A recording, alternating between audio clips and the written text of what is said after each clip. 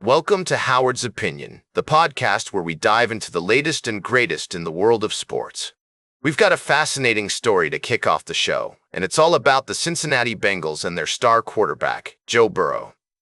It seems like Burrow is feeling frustrated, and who can blame him? The Bengals are essentially out of the playoff race after Sunday's loss to the Bills, despite Burrow's best efforts to get them back on track. But what's really interesting here is that Burrow's frustrations might not just be about the team's performance on the field.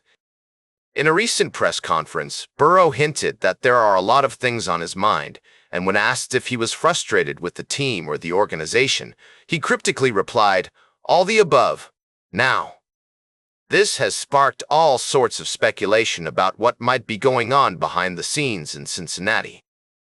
Some people think that Burrow might be unhappy with the team's front office, or maybe even with his own contract situation. But one thing is for sure, the Bengals need to keep Burrow happy if they want to have any chance of winning a Super Bowl anytime soon.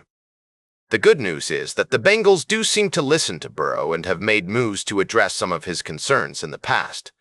For example, they re-signed key players like Jamar Chase and T. Higgins after Burrow publicly expressed his desire to see them stay with the team. However, there are still some major issues that need to be addressed, particularly on the defensive side of the ball.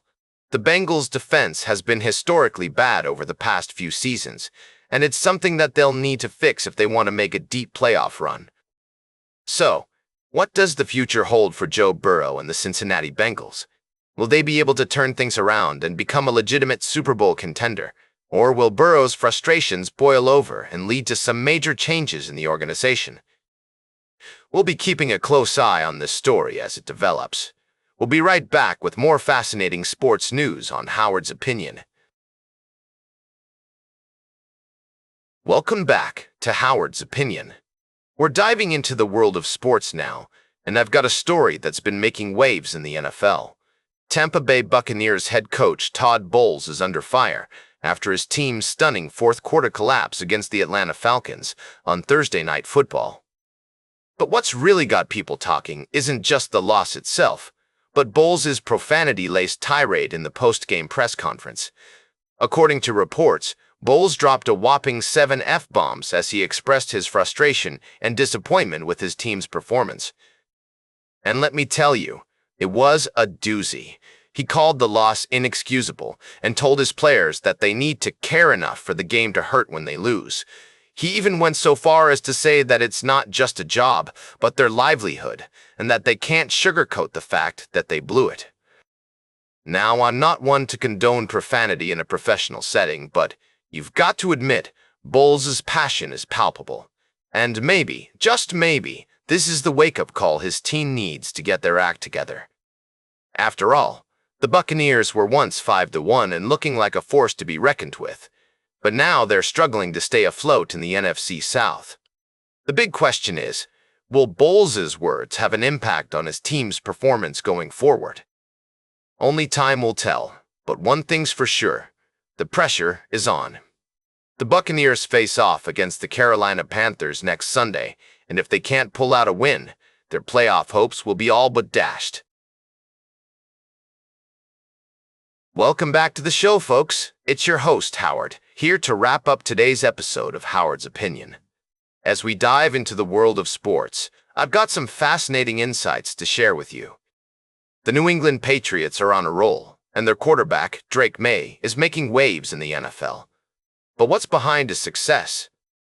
Well, according to none other than Tom Brady himself, it's the combination of May's physical abilities and the exceptional coaching he's receiving from Josh McDaniels.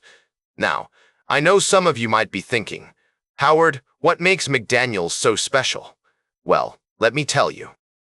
The man has a proven track record of developing young quarterbacks into MVP-caliber players. Just look at his work with Brady back in the early 2000s, and now he's doing it again with May. The numbers don't lie, folks. May is near the top of the league in passing yards, yards per attempt, and passer rating. He's a force to be reckoned with on the field. But what really sets May apart is his downfield passing ability.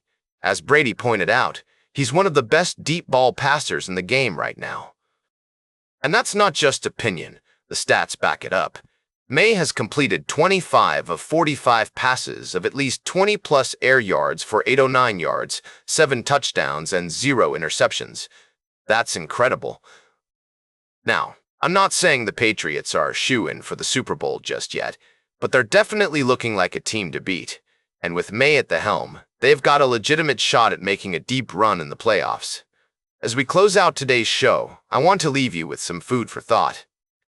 The Patriots' success is a testament to the importance of good coaching and player development in the NFL. It's not just about having talented players, it's about having a system in place that allows them to thrive. That's all for today's Howard's Opinion. Remember to like, share, and subscribe. And until next time, keep your head in the game.